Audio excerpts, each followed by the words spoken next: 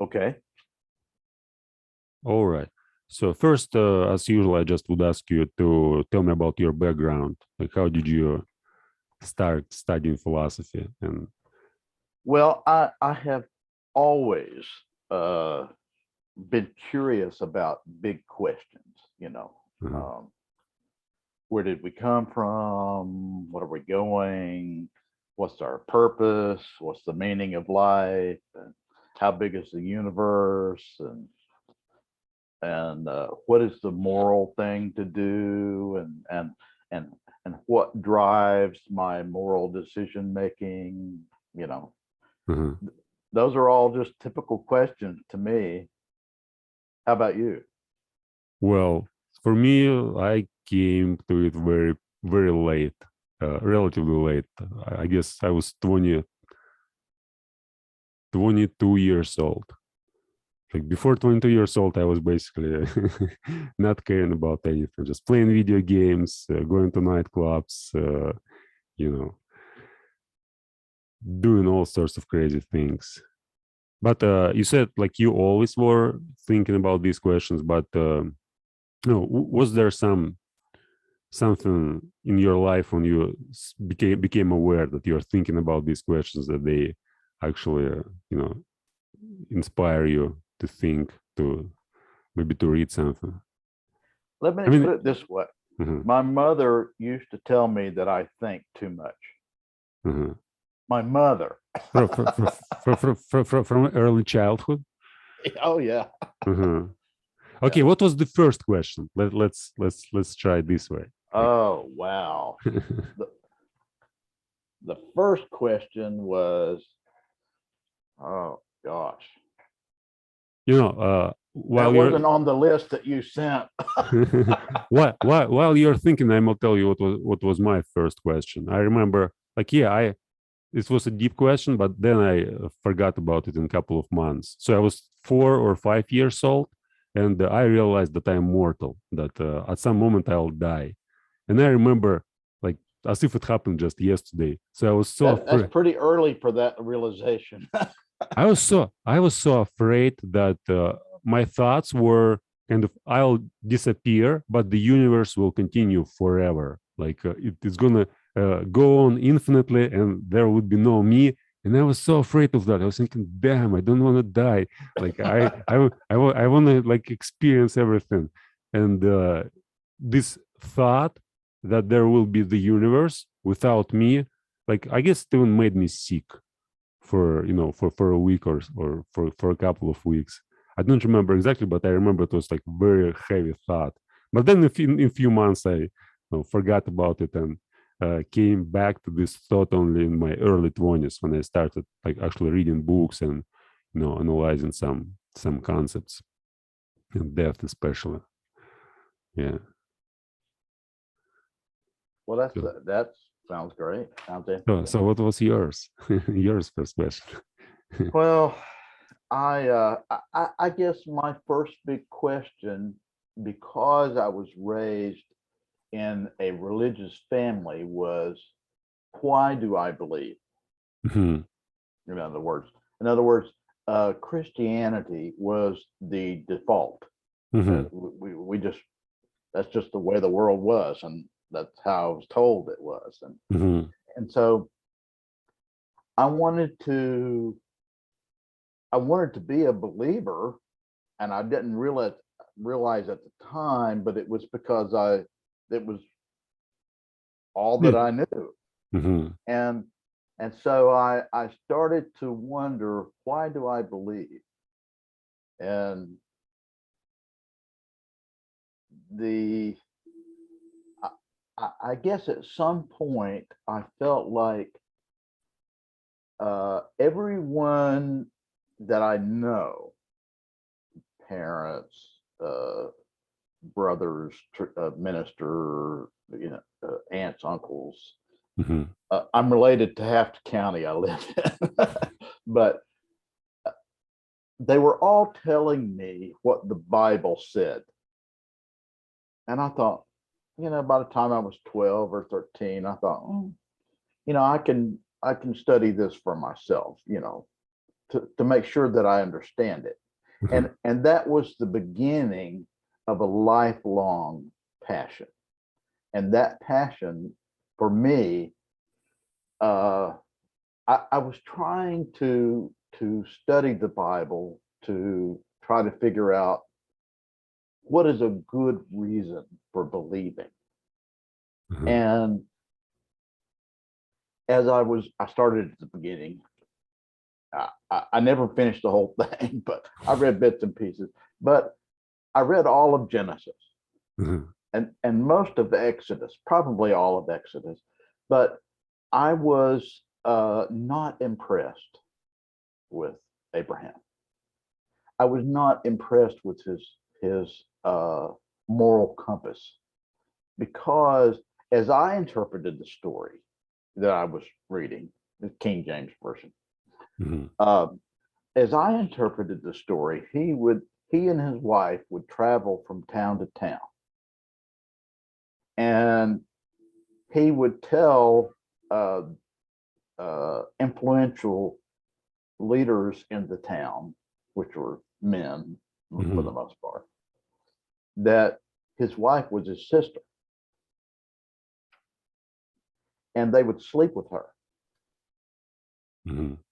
And then he would tell them that she was really his wife, and therefore they were guilty of adultery. That didn't sound right to me. That's how I interpreted what I read. And so that started to change the way I see the world. And when you begin to change the way you see the world, it changes the world you see. Does that make sense? How much did it take you to become an atheist? Like after, like from this point to, well, it took years. I was probably in my early 20s, and it was not really exciting or anything. But it was lonely. I live in a very religious community, and the first atheist I ever knowingly saw was in the mirror. And that was very lonely. What was the reaction of your, your parents, your brothers, your relatives? Well, we didn't discuss it much. They knew, and my brothers know, but we really don't discuss it much. We should, but didn't in order to avoid conflict, nobody brings it up. But still, I guess it's very hard to live, being surrounded by people who think in a different way than you do. That's true. And, yeah, I remember, like what you said actually reminded me. Like, I wouldn't say that I was raised in a religious, in the religious family, but I remember certainly that I was kind of, thinking again this early age about there was a collapse of Soviet Union, and at that time I was about 7 or about 7 years old, and there were people like walking in the street and talking about the apocalypse and all this stuff that now everything is gonna, there's God going to get on earth and destroy everything. So I was a kid and it influenced me pretty much. But I remember later in my 20s, I watched this movie, Gate, like the spirit of the time. And in this movie, there was like 3 topics. The first topic was about Christianity. So, and basically there was an attempt to prove that Christian religion, it's some kind of astrological horoscope. And so there's, for example, Jesus was born on December 25, and it's the time when sun starts rising. There's this idea that 12 pupils. They were like 12 months, and yeah, it's pretty convincing. And I was watching this and thinking, wow, that makes a lot of sense. And the second two topics were about money and about this 9/11 attack, that it was you know it was made by U.S. government. And basically, like, the entire movie is kind of conspiracy theory. But I was kind of just a schoolboy, not a school, but I had very little knowledge about global affairs, and it it had a strong impact on me. I thought, wow, first of all, like, this idea of Christianity, since everybody believed that this is something really like this real story, and Christ and religion. So many people, there are so many churches. Like in my town, there are probably like 15, 20 churches in town. So you go everywhere, and churches are everywhere. And then you ask, well, if it's just all our old people are just brainwashed by it, or what's going on? So I started asking questions. Of course, I didn't find. In my town, we have a church street. Yeah. Churches all up and down the street. But yeah, but I guess it's very like when you have a certain belief, right, and then you live with this belief for for years, and then you encounter something opposite, like another belief which contradicts it, and probably even stronger than your belief. You start questioning not just the belief, but you start questioning like your own perception. Why was you so naive or gullible to believe in one thing, and is it really true, and why so many people believe in the same thing? Like what makes them believe it?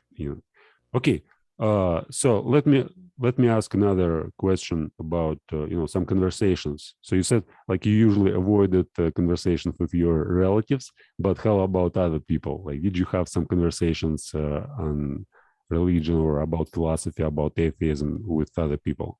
And occasionally I do, but I don't try to convert people to my way of thinking. I do try to plant seeds to get them to think for them. Well, I know that for me, there have been times when I have changed my mind, about politics or religion or anything, And in other words, I didn't know everything I think I know now all of my life. I had to grow and learn. And so I don't try to convert other people because, well, I guess in my own way I do, but when I have changed my mind in the past, rarely, if ever, has it been in a conversation with a person. So when I change my mind, it usually happens much later when I'm thinking about the ideas. And so if that's true for me, maybe it's true for other people. And I have had more success, and I'm not always successful, but I've had more success just giving somebody's mind something to gnaw on. And in my opinion, more minds are changed by gnawing than by hearing anyway. So it's it makes very little sense to try to persuade other people to believe in something that you believe, right? Since as you said, in your experience, if probably somebody came to you and started telling you that all this religious stuff is actually, well, I'm sure that other people have influenced my thinking. I know that they have, but for the most part, I feel like my thinking is mine. And I view things a certain way because they're logical to me. And So the only way in that view that I can get somebody to agree with me is if they feel like it's their logic Mhm. that's led them to that. And it doesn't always, but sometimes it does, you know. Mhm. So Interesting. Let's discuss this nature of thinking. Like, do you believe that thoughts, like you make them, or they sometimes just come to you? Is it always that you make your thoughts, or ah, sometimes you may just you may go for a walk, right, and just see something, and suddenly there's a thought pops up into your mind, and wow, that's so interesting. I kind of you didn't intend the thought, but it just appears. well, there is some evidence in neuroscience. I'll get back to your what you're driving at in a minute. Mhm. There's some evidence in neuroscience. I think Sam Harris talked about this, where they are able to, using functional MRI, fMRI, see the activity in the brain. I don't know if it's blood flow or electrical activity or a combination or whatever, but they are able to figure out that oftentimes people make a decision and begin before they're consciously aware that Mhm. they've made that decision. And they're able to see the conclusion that by virtue of which neurons were active at the time, uh, before the person is consciously aware of it. Mhm. So kind So that suggests that there's something else going on up there. Some people think that that negates free will, Mhm. and I don't really think it does. I think that uh, just like your computer might work on a problem over here and then spit out the results. Well, that part over here that's working is part of me too. Mhm. And maybe I'm not consciously aware of it, but But it's it's still a you, it's a right? it's a subroutine that's engaged, that's Mhm. working, and it's reporting back to my conscious awareness the results. So there's some debate about how that impacts free will. I don't know.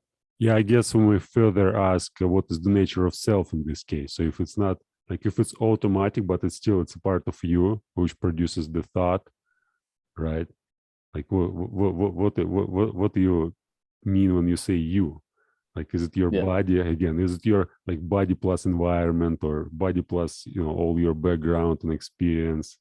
Like yeah, how you may identify this the self, what is the self in this case. It's very interesting topic. Like, yeah. you disagree with Sam Harris on free will, so you think free will definitely exists, right? I don't think of free will as a disembodied entity floating in some ether out there. Mm-hmm. Everything that is me is here, Mm-hmm. and it is a legitimate question whether everything is predetermined or it's a question that I have. It may not be legitimate, but as to whether or not we actually decide or something else, I think we do, but I don't think free will is like a homunculus.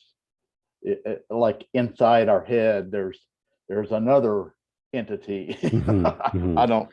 Yeah, but do you It believe that turtles all the way down.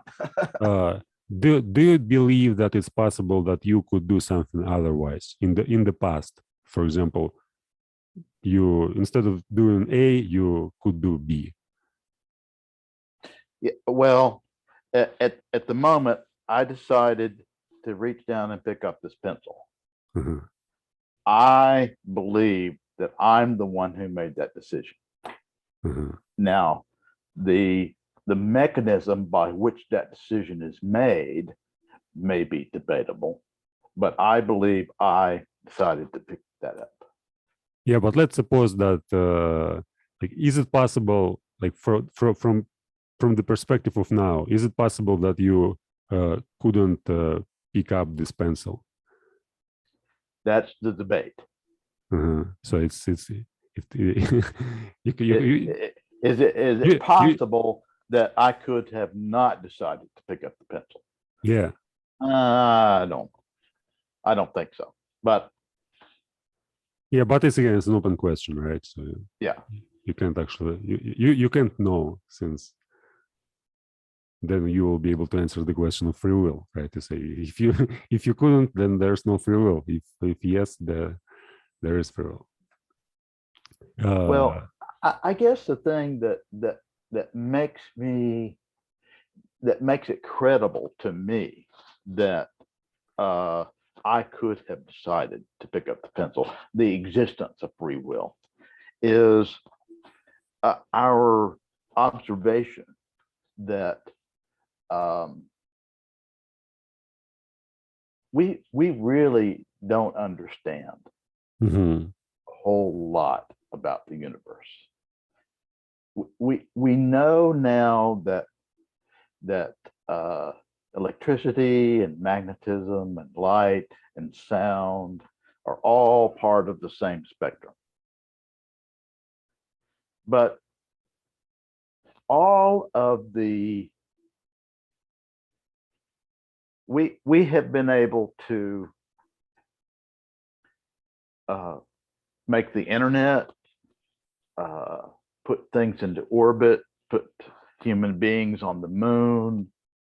We have been able to send robots out to study comets, and we can predict eclipses mathematically thousands and thousands of years into the future with total and complete accuracy. And we have been able, we have the internet, we have the devices in front of us, and we have been able to do all of that. And we don't even know what 95% of the universe is made of. Mhm. We know what 5% is made of. We don't know what dark matter is. We don't know what dark energy is. They're not dark because they're black. They're dark because we don't see them. Mhm. That's why they named them dark. And to me, well, I guess I lost my train of thought. The train already left the station. That happens to me a lot. Yeah, but like we were talking about this free will, right? And this idea that do we actually know what's going on, and is it possible to know the right answer? Yeah, yeah. Like, Well, we observe, scientists observe that at the scale of the very small electrons, photons, and everything, that things that we think of as waves actually act like particles, and things that we think of as particles actually act like waves. So mhm. now that could be a limitation in our language. You know, our language does not distinguish between waves and particles very well. But once we understand it, maybe we'll make a new word. You know, who Mhm. knows? But maybe it's just about our perception. It's not about language. It So could be. It could be. maybe everything is in the universe is just waves and energy, but we are made to perceive it in, in the in like we may see particles, whereas there's no really particles. It's our mind creates these particles out of streams of energy, which are like infinite, and it's I very hard to heard tell. one guy, I can't remember who it was, but he said that our perception of light, which we do with our eyes, Uh-huh. is really just a hack of the spectrograph. In other words, the colors that we see and the textures that we see or perceive with our eyes are just a hack of a spectrometer that what's out there in reality. You know, Mhm, we are a brain and a vat. It's mhm, just that the vat is the skull. mhm. So you In believe my that there's no objective world outside. It's just all your perception, and you not just perceive things, but you create them simultaneously. So perception and creation is I do think it's all really out there. uh-huh. Uh, can I prove it? No. Is there evidence? Yes. Yeah, that's interesting. How did you came to these these conclusions, these ideas? How did I? Yeah, how you like what was the process? How you decided that this how it is, this how the reality is? Well, There's no. I don't know that my decision is final. Uh-huh. I'm still. In other words, you start reading a book and you think, yeah, you speculate about how it's going to turn out. You know, Uh-huh. I'm just on chapter 2. You know, I don't know how everything's going to turn out, uh, but I do know the story thus far. Uh-huh. At least I think I do. I could Uh-huh. be wrong, but for the most part, I think I do. Yeah, I also think that kind of this idea that the external world is an objective world without like something that exists without any subject. It's kind of, so it's very problematic, since like if nothing perceives the thing, how can you say that the thing exists? So there must be some subject, or something that can perceive the thing. And if you perceive it, you simultaneously you change it, right? You for example, in terms of light, so there's objectively there's no light. I also like watch some videos and try to read some books about neurophysiology, and according to like the last version of what's going on in science, they tell you that all light, like red, green, black, yellow, whatever, is just our eyes created. So, and if we have different let's say bodies, different organisms, you can see the universe with like completely different spectrum, different lights. And lights themselves, they are basically made not lights by colors, yeah, are necessary, like our to perceive the color. We have to have eyes, and if there's no eyes, there's no color.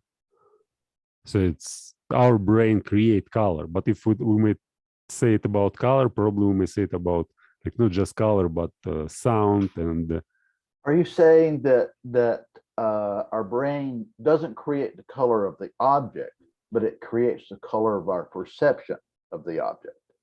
Is that what you're saying? our brain doesn't create the color of the object but perception. No, it's like the object itself, it doesn't have color.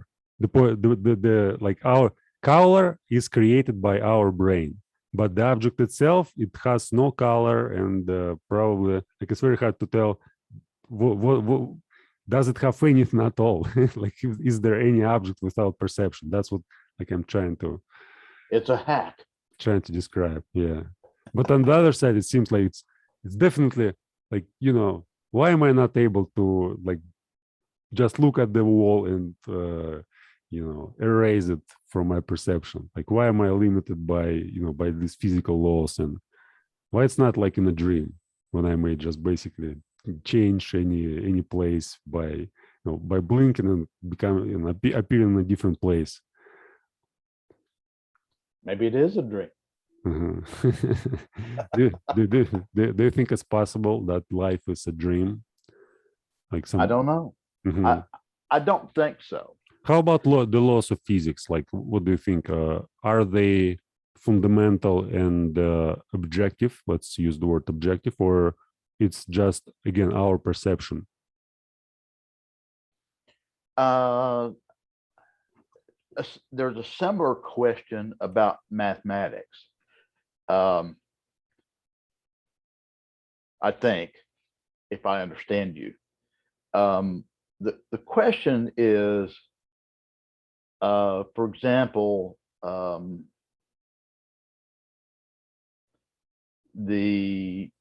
physics, the attraction of gravity. Mhm. Is that I don't think we invented that. I think we discovered it. Mhm. I don't think we invented relativity. I think we discovered it. Does that make sense? Mhm. In other words, But E equals mc square yeah, but is that's true whether we discovered it or not, in my opinion. is it true for the entire universe, or is it true simply because we can, we can perceive it and we can discover it? So let's suppose we're in the dark matter, we're living inside a black hole. Is it true for the black Well, hole? in some sense, it is incredibly arrogant of us to say that the entire universe works this way, Mhm. because we discovered it on our tiny little pale Yeah. blue dot. Yeah. But as far as we can see, as far as we can understand with the tools that we have made, 2 plus 2 is equal to 4 everywhere we look. Mhm. Everywhere. But this is like, I remember I had a conversation with Crack a few weeks ago, and he said that mathematics, like, he became convinced gradually that mathematics and metaphysics, they're basically the same fields. So that all mathematics is basically metaphysics. It's our, how I understand it, it's our invention. I think I agree with that, but it depends on how you define metaphysical. Well, I'm not real clear on that. I personally defined it as language. So where's language? Is it real? Is it objective? No, we basically have a convention that we use certain words to describe certain things, and approximately we may say that, like, we can say that for me, for example, one word may mean something different than for you, but still we may have a conversation and we may define terms and understand each other. And all this field of language, all this field of linguistics or epistemology, it's metaphysics, since it exists kind of independently from the objective, from ontology, from ontological world, like from the being, let's say. And mathematics is our way of communicating certain ideas which we have. So, for example, if let's say ants or butterflies will have mathematics, probably they will have a different type of mathematics. So let me make sure I understand. Are you saying that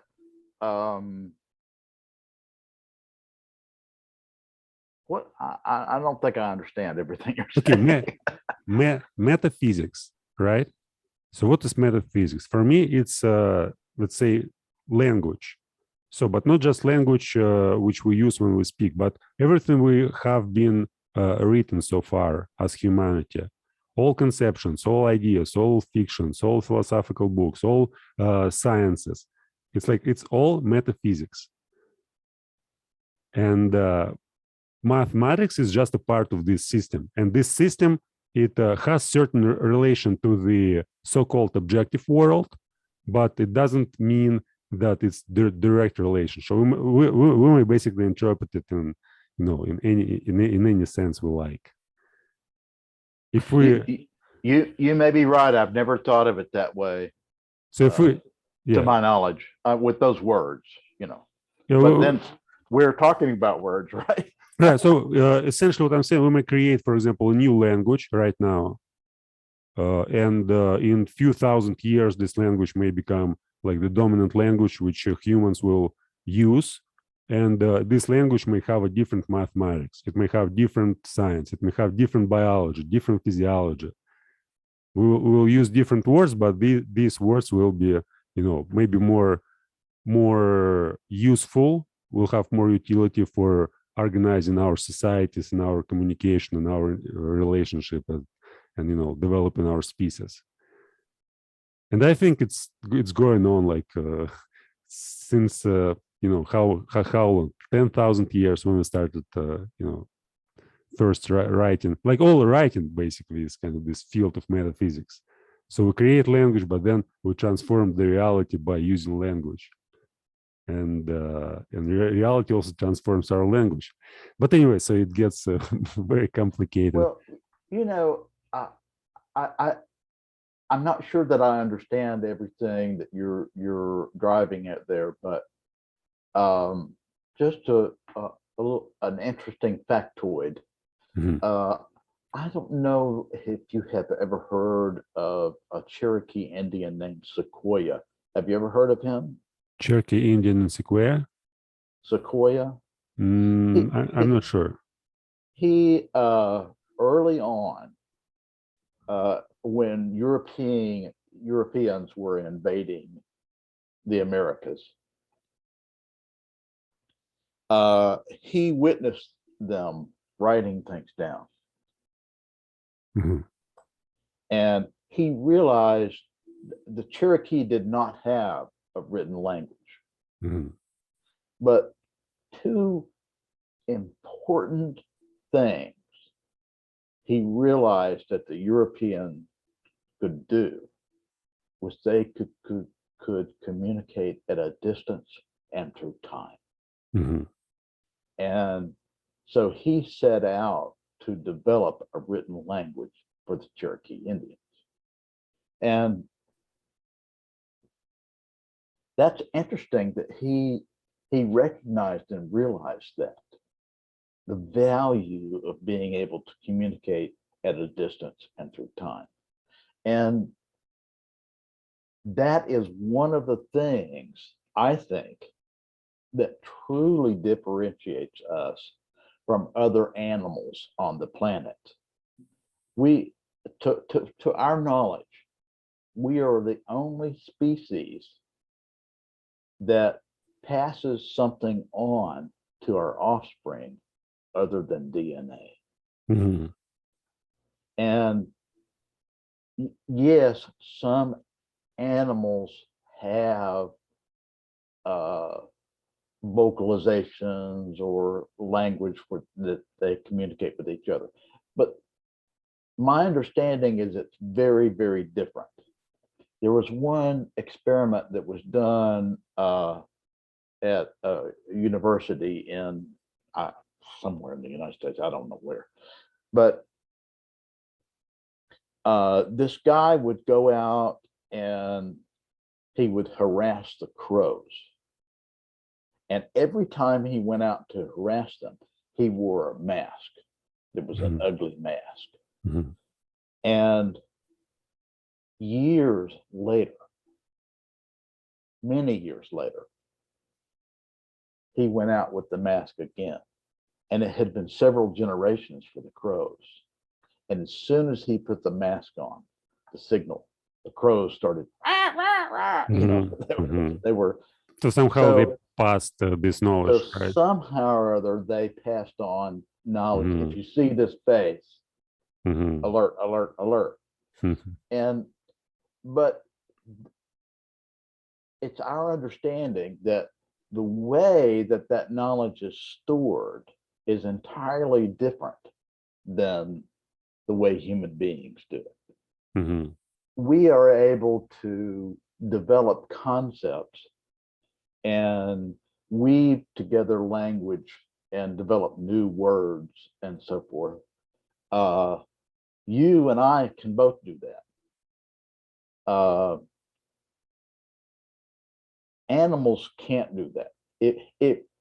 If we made words the same way that animals make words, at least the ones we've studied, our head would be as big as a bus, just to contain our vocabulary. Mm-hmm. So it's not a very efficient way of doing things. But that imbues us. We're special only because we have a greater responsibility, because we're the smartest things we know of, and we're not special because some God created us. I don't know. Do you think it happened like this transition between animals and humans? Do you think it happened like purposefully, or it was just an accident? For example, like the invention of language. Like, do you have some thoughts on like how humans invented language? Was it just an accident? We made some sounds, and then we recognized that we may use these sounds to refer to particular things and communicate, or it was just some. I don't think it was an accident. Purpose or accident is, to me, is a false dichotomy. Mm-hmm. It's we evolved, we adapted, mm-hmm. and we learned that tigers are best avoided, and that's not hard to learn. We could pretty much figure that out. And human beings we are not the strongest or the fastest. Other animals see better than we do, hear better than we do, smell better than we do, but we think better than anybody. And that has been very adaptive for humanity. Mm-hmm. Other than that, we're just like all the other animals. We're not, there's not some disembodied spirit that hovers over us and that only humans have. Yeah, but still, it's kind of universal idea that humans are better than other species. And let's refer to good and evil. Let's talk about good and evil. Is there some fundamental difference between good and evil, and what are your thoughts on this subject, like morality, good and evil, objective morality? I wrote something down. Great. Can you share it? Well, yeah, I'm looking for it. I wrote a lot of stuff down. Mm-hmm. I see.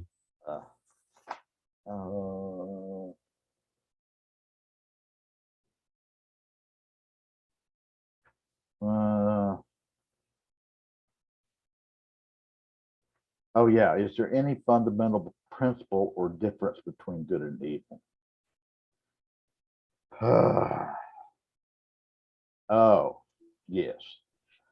I don't claim to have the answers, all the answers. Yeah, it's like you're nowhere near. But in your opinion, how you see it. But in general, things that promote human well-being are good, Mm-hmm. and things that promote human suffering are bad. Now, we can debate for hours as to what's good and what's bad, and what promotes human suffering and what promotes human flourishing. That is part of every political system, is to debate that, I think.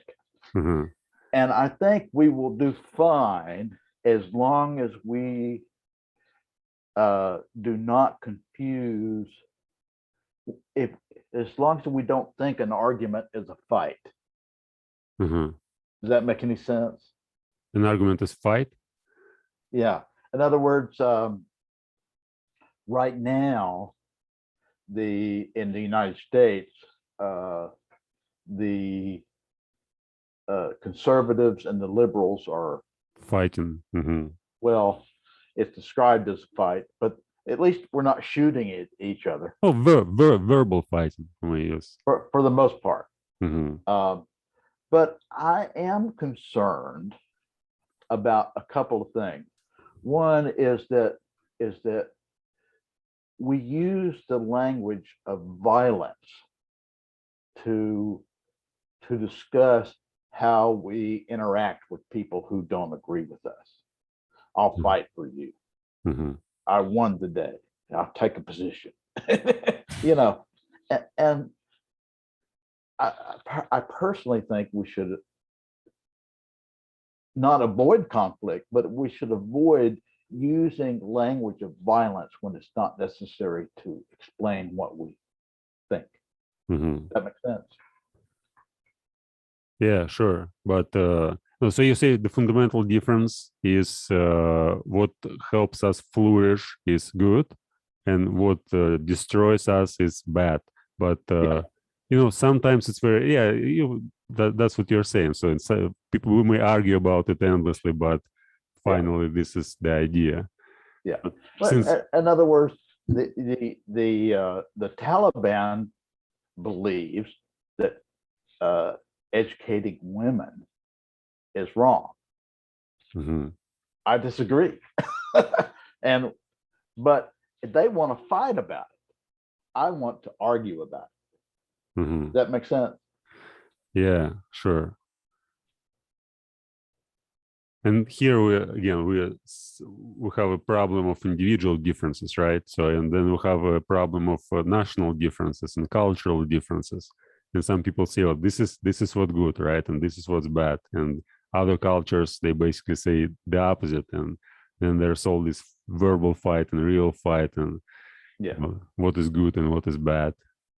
Well, But from from I, from philosophical point of view, like let's try to think about it on an abstract level, like if life just is going on and we're just evolving, can there be some sort of objective evil or objective good independently? Let's get rid of all human species. Like there's no humans, there's just nature, and it's evolving. Like I don't think so.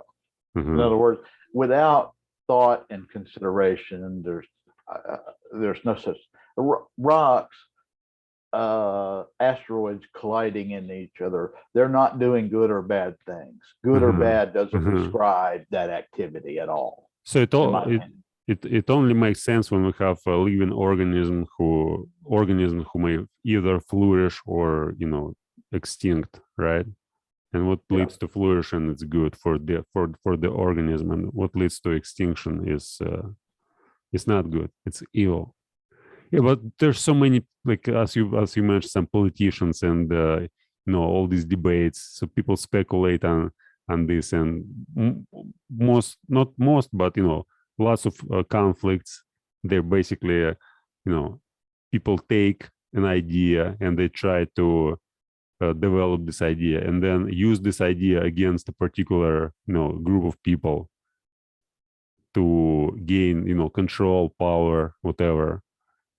And Yeah, I understand, and um, but on a fundamental, not this is tangential to what you're saying, mhm, but I don't think ideas, good or bad, can be defeated with guns.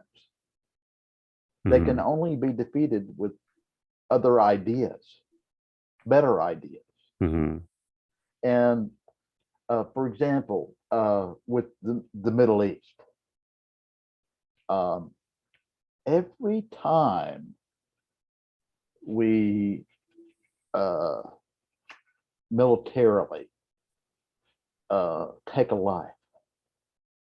That is somebody that someone else loves, somebody's father or their brother or their sister. And if an organization, military, or a country or whatever, if it takes the life of somebody you love, you're going to be mad at them. Mm-hmm. I would be, you know, Mm-hmm. if somebody killed my wife, Mm-hmm. I would be very upset Mm-hmm. with that person. But and I might even kill that person. But you know, Uh, in my opinion, ideas cannot be defeated with guns. They can only be defeated with better ideas. And in my opinion, even when one country defeats another militarily, they have not affected the ideas mm-hmm. that exist in that country. So, in other words, might does not make right. Mm-hmm. If we're really determined and lucky, maybe right will make might. Do you think that in the future there will be a moment when we reach peace, like over globe, like all humans will, unite for a common purpose or whatever? And like the following question, like peace, and does philosophy help to bring us towards this peace, or it's actually the opposite? So it's like philosophy actually creates more tension and more more opportunities for further disagreements and wars and conflicts. That's a good question. It's a very good question. I'm afraid I may not have put enough thought into that, but I believe that most of the people in the world are good. Mm-hmm. Almost everyone I know is good. I don't know anyone that would maliciously kill anybody else, at least not that I know of. Mm-hmm. And even with evolution, you've often heard evolution described as survival of the fittest, and that has, I think, often been interpreted as overpowering your opponent or something, which works in some stages of evolution, but we're not the most powerful creatures on earth, and we have certainly flourished. I think most people in the world were good. If this were not true, there wouldn't be more than 7 billion of us today. Mm-hmm. We would not have reduced crime by almost 50% in the last 30 years in the United States. I don't know about globally. And we would not have reduced wars and the number of deaths from war so dramatically in the last 75 years. Mm-hmm. It fluctuates, but and I know things are not perfect, that we have a lot more that human beings have to do, and it's going to be hard. But somewhere between the way things were 100 years ago and the ideal is where we are now. And I think that where we are now is better than where we were 100 years ago. Mm-hmm. That's my thing. Mm-hmm. Did I answer your question? Well, no. Like, I guess the first one, but the second, does philosophy really help to, on a global level? Does it bring more peace, or it creates more distractions and conflicts? Well, let me put it this way.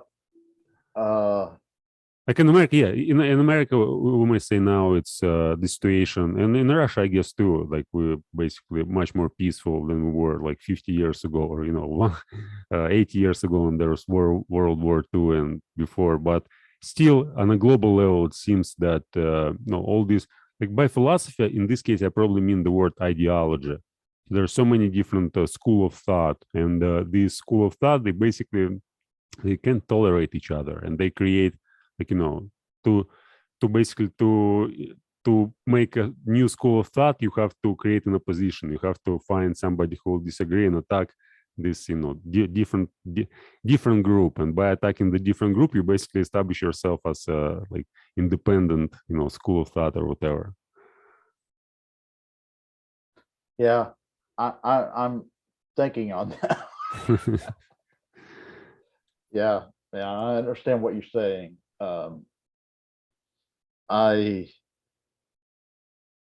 So in one sense, like philosophy. Let me spin the flywheel on that. Yeah. Okay. Yeah. In one sense, philosophy it seems to be useful and helpful, and it helps us to reach more, let's call it peace and understanding of the world and of ourselves. But on the other hand, it makes us more violent, and it creates all this crave for who is the smartest, who is the wisest, who knows more than others, and who is right, who is wrong, and all these conflicts. And yeah, that's hard to find. Like you can say that it's only good or only bad. There's some pros and cons, I guess, in everything, right? Yeah. Mm-hmm. I think that's correct. Mm-hmm. Do you have some particular school of thought which appeals to you more than other schools? Well, being self-taught, I'm sure that I don't have the right words for some things, but in some respects, I suppose that I'm a little bit of a utilitarian, and I have a great deal of respect for Stoicism and have you read some Stoics? and at the same time, Epicureanism. Have you read some original books by Stoics or Epicurus? Lucretius, nature of and the nature of the Epicurean philosophy. One of the things that I aspire to, and I don't always do, but sometimes I do it, is if there's somebody that I respect from a historical figure or something, I try, if I can, not to read just things that were written about them, but to read things that they wrote themselves. And sometimes that's enlightening. Sometimes people are not at all what you've been told. I agree. I mostly read only original works. I very rarely read something written about something else. And sometimes if a historical figure, if I am frequently told that they are evil or bad or whatever, I try to read something that they wrote themselves instead of what I'm being told about that, because I have my own lens through which I view the world. And if I don't read somebody else's ideas the way that they would express them, well, have you ever played a game of telephone where somebody like you go around the room, and by the time you get to the other side of the room, it's not the same? Well, maybe some of that's going on with the lens through which another person reads an original work and describes it to me. Maybe that's a little, not always, but sometimes it's a little telephone game. Mhm. Have you tried to read original works by Stoics or Epicureans, like some Yes, I ancient? read a little bit of Marcus Aurelius Mhm. Did and a little bit of Plato, some Epicureanism, Epicurus. mhm. Nothing actually survives that Epicurus wrote himself, but things that were written about him by contemporaries Yeah, there was guy. I survive. guess his name in Russia it's Lucrezi, but in English I guess Lucretius, or there was it's in a poem about Epicurean philosophy. I remember I was reading it in Russian language like 8 years ago or something, and it was very inspiring. It was one of the first materialistic text about the nature, and that it's kind of there's no gods, and he basically attacked this idea of gods, which was at that time very like dangerous enterprise, to say, to deny Oh God. yeah, People yeah.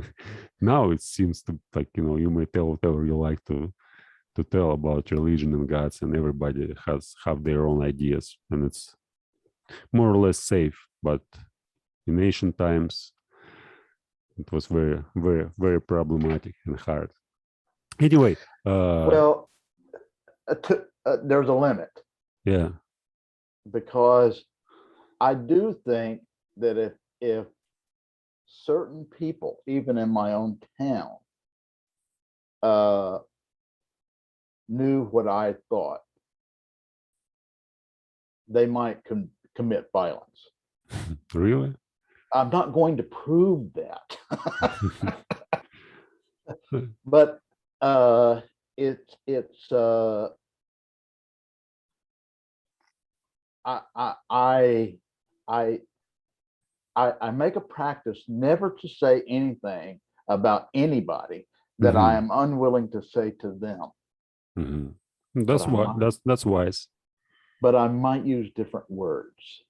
Mhm, I might use different words to describe it to you than I would to the person. Does that mhm. make sense? Now, I remember from reading Stoics, this concept ataraxia, which basically, if we translate it, it will mean tranquility. So, and this kind of final goal, you become united with nature, or you live with accordance in accordance with nature, and you don't care about pleasure, pain. You try to ignore your feelings, and you are guided by your reason or rationality, and you make decisions based on your reason, based on your thinking, not on your impulses or your desires. What do you think about this idea, like when you try to like, rely exclusively on reason and not on your feelings and your desires? I'm not sure that I understood everything that you said, but I will say that we all make decisions based on our thinking. Well, I hugely disagree. It seems like often you know that you, for example, don't that if you eat five candies, for example, it's going to be terrible, or whatever, five cookies, and your reason tells you don't eat it. Five what? I didn't get that. Cookies, candies, Oh, so some tasty food, right? And you still go and eat it, since your feelings on a rational level, you understand that it's something that you don't need to do, but your desires and your whatever passion or your appetite, it leads you, it ignores your reason, and you make a decision not because you think that was right, but because you simply want things, and it's kind of irrational, but you still follow your passion, you follow your desire. And it's not just about eating, it's about all sorts of different behaviors. Like it may be sex, it may be watching uh, countless videos on YouTube, or doing stuff which you understand that it's better not to do them, but you still can't control your desires. And in Stoicism, it was this idea that tranquility, that you basically learn to manage your desires. Yeah. I freely admit that in all cases, I am not able to control my desires. Mhm, For example, I eat too much. mhm, It's not what I eat that's a problem, it's the volume of what I mhm, eat. And I try to control that. I don't always succeed. Uh, I have a little sign that I hand wrote that with a magnet, I keep it on my refrigerator mhm. that says, nothing tastes as satisfying as good health feels. And I often overeat, and I know that I shouldn't. Mhm, If human beings saw if you could see the amount of nutrition that a human being actually needs, it's tiny mhm, compared to what we consume. Uh, and I know the popular belief is that, oh, we need lots of protein. No one in the United States suffers from a protein deficiency. No mhm, one, mhm. to my knowledge, anyway. And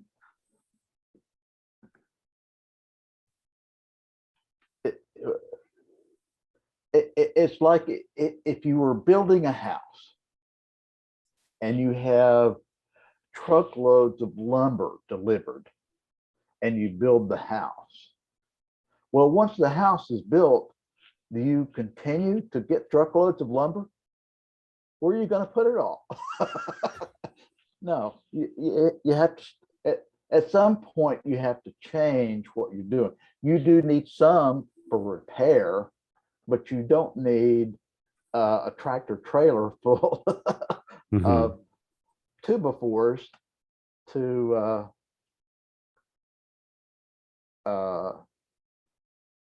do a little repair.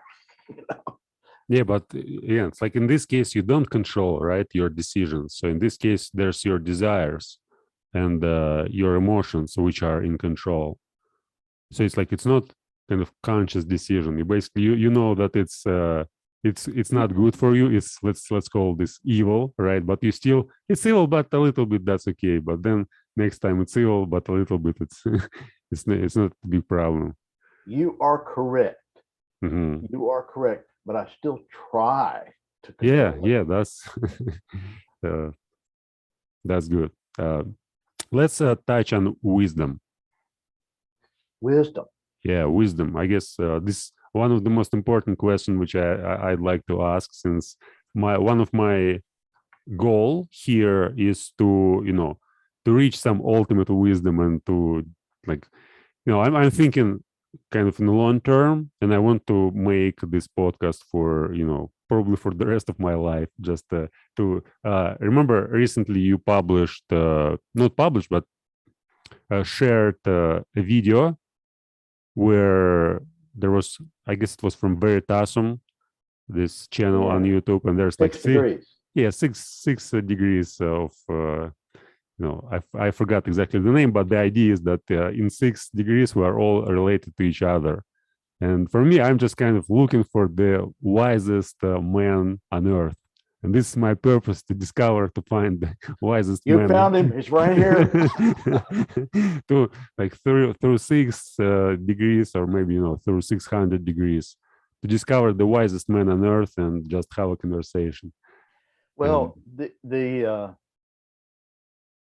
the 6 degrees video. Oh, wisdom to me mhm, is how you apply the knowledge that you've gained, and mhm, therein lies the debate. But with regard to the 6 degrees, um, we we uh, we won't gain knowledge if we don't experiment and contemplate the mysteries that are before us. mhm, And the way we interpret the state of the world or the universe, the politics or ethics, all of those things, debating them and thinking about them, wondering what is best, and and engaging with other people. Every time we do that, we, in effect,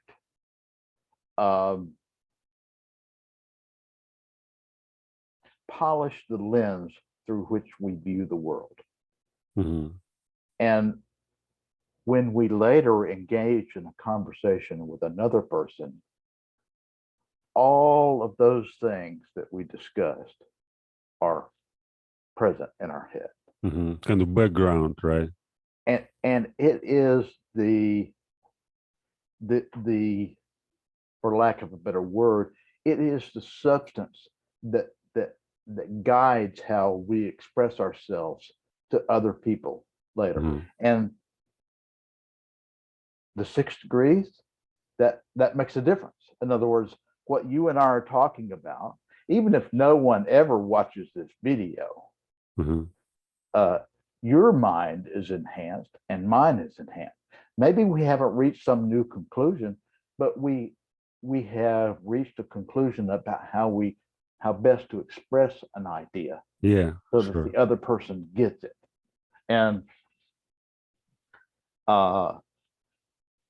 if we continue to work on that, it doesn't matter how small the group is that discusses it, because like in that video, if you know 44 people and I know 44 people and they don't know each other, but you have a discussion with somebody else, the things that I'm saying to you now impact how you would express yourself to other people in the future. Yeah, and then they also may impact other people, right? And then it's like a global kind of this expansion of knowledge, extending. But on wisdom, like you said, wisdom is how you apply what you know, like your knowledge. Is there any algorithm, or it's always like you have to think about it always from new, like kind of new perspective? Like every situation basically is unpredictable, and some of them are predictable, but essentially if we talk about the entire life, you can't make an algorithm and follow this algorithm all the time, right? So in wisdom, like you have some knowledge, you apply it, but then next time you try to apply the same knowledge and you see it doesn't work. So you have to change your this algorithm.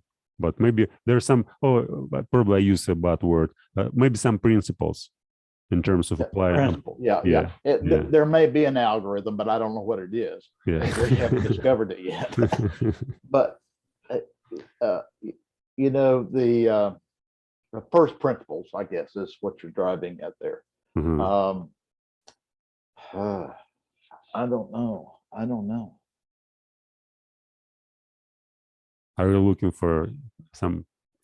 No, I wrote some stuff down, and I'm consulting it because I've learned that if I don't write things down, it greatly increases the likelihood that I will say something stupid. No, that's okay. Don't worry about it. No, I guess to a certain extent,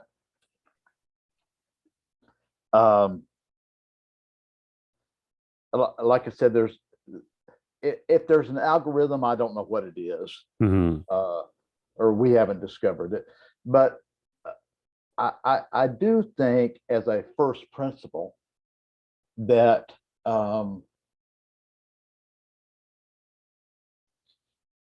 that treating everybody equally under the law is one of those things that we have to do if we want to form a country or a nation or a village or a tribe,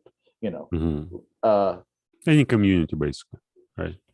To me, the best way to do that, to promote candor and thinking and expression, is to treat everybody equally under the law. It doesn't matter how pretty they are, how tall they are, or how smart they are. in other words, there's as a first principle, there's a fundamental right to life. Mm-hmm. And now we can debate that. I have debated it, but the to me, there was a genius of the founders of the United States. Mm-hmm. They're not the only ones who had these ideas. Others had it, but they recognize that human beings have certain inalienable rights. The right to free speech. Mm-hmm. Now that they may have executed it poorly in certain situations, but it is, I think, a good first principle. It is an aspiration, and we're still in the process of realizing it.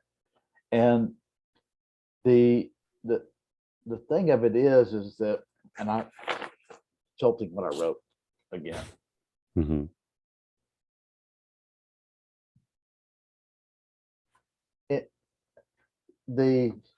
One of your questions had to do with what is the purpose of philosophy, and I guess that's what I keep gravitating back to. Mm-hmm. There are some things like meaning and purpose, and in some circles, the self, that many people describe as something that is given to us or something that we find. And I don't think that. I think that those are things that we make. Mm-hmm. And I'm just trying to make them out of the best things I possibly can. I'm trying my best to understand how the world actually works, how the human mind actually works, how evolution actually works, and apply that as best as I can. And, you know, I'm not always good at it, but I try, Mm-hmm. you know. If you, let's say, could go back in time and meet yourself in, like, let's say 30 years, what would you say to your earliest version of yourself, and what would you change basically in the second part of your life, like in terms of studying philosophy, like maybe you know, maybe you had Well, some experience which you wish to have earlier, and what kind of experience it could be. And I guess we're take it as the last question, and after that finish. let me put it this way. There is nothing that the David Hubbs of 2041 could say to the David Hubbs of 2021 that did not occur in the mind of David Hubbs of 2021. My clairvoyantron is broke. In other words, I don't think that the self of the David of 2041 could tell the David of 2021 what he's wrong about. Mm-hmm. But the David of 2021 can tell the David of 2021, keep working at it. Mm-hmm. You know, try to figure things out, you know, Mm-hmm. and maybe the David of 2041 will have more wisdom, but you don't know what that is. I don't know what it is. Mm-hmm. So, but okay, let me restate the question in a different way. So, if you had an opportunity to, let's say, life is a game. Have you played some video games, by the way? Like, have you tried to play some? So, Yeah. life is a game. Your goal is to build a character. So the character is a philosopher, and you have an opportunity to build this character from the beginning, let's say, to whatever, to the end. So you have to build the character. And what would you do as this character in the game? as a philosopher? Well, I think I understand the question. Uh-huh. I don't know how I could imbue the character with attributes for which I do not understand the value yet. Yeah, but from your perspective, from your view, which you have right now, from your experience and from all your knowledge you have, like how, like you start from the beginning, like from zero. Okay, first 5 years, what kind of activity would you do? What kind of skills would you work on? And then like next 5, 10, 15 years, and how would you develop this character? Like you might do whatever you like, whatever you can imagine, Well, everything. I would say have the conversation with Vladimir. that's that's Latin. Okay. In other words, I, I, I could very well be doing something that is stupid now, Uh-huh. but I don't know that it's stupid. Uh-huh. And the best that I can do is to Try and try and error, like try yeah, make yeah. mistakes and go on learn from your mistakes. I view ideas as cell death. Mm-hmm. You know, 99% of the cells that are made die, Mm-hmm. no matter what. Mm-hmm. You know, and ideas are the same way. If you survive long enough, maybe your ideas survive longer, you know. And I haven't done anything yet that causes me to die, Mm-hmm. but so I'm just going to keep going. I'm not sure I'm answering your question, but I'm trying. Yeah, you didn't, but I guess we'll not try again. So there, thank you for conversation. I really appreciate that you found time. I guess Absolutely. we may have more conversations in the future. And I'm sorry about the mix up yesterday. My bad. Yeah, no problem. Okay, so I guess I'll stop it here. Okay.